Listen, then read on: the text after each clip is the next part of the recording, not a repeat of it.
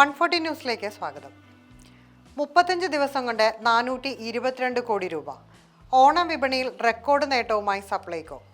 ഉത്രാട ദിവസം വൈകിട്ട് 4 മണിവരെയുള്ള കണക്കനുസരിച്ച് സപ്ലൈകോയുടെ ഓണം വിപണിയിലെ വിറ്റുവരവ് 422.17 കോടി രൂപ കവിഞ്ഞു. കഴിഞ്ഞ സർക്കാരിന്റെ കാലത്ത് 35 ദിവസത്തെ ഓണം വിപണി വിറ്റുവരവ് 385.42 കോടി രൂപയായിരുന്നു.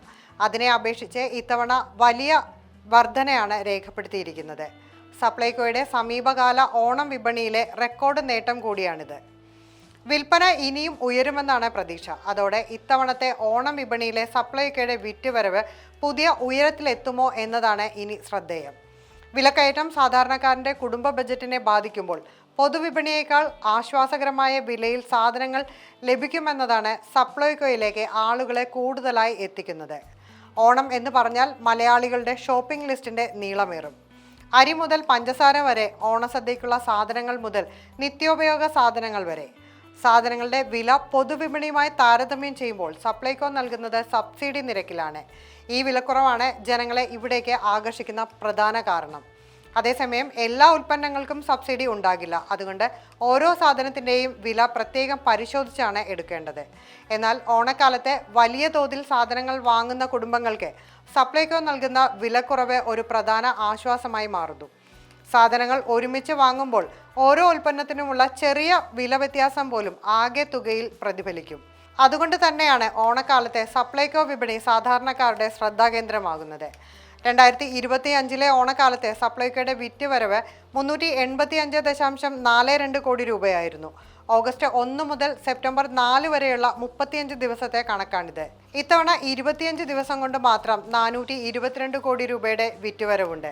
മിക്ക സബ്സിഡി സാധനങ്ങൾക്കും വില വർദ്ധിപ്പിക്കാതെയും പലതിനും വില കുറച്ചും ഈ നേട്ടത്തിലെത്താനായത് ജനങ്ങൾ സപ്ലൈകോയെ മുൻ വർഷത്തേതിനേക്കാൾ ആശ്രയിച്ചതിനാലാണെന്ന് അധികൃതർ പറയുന്നു.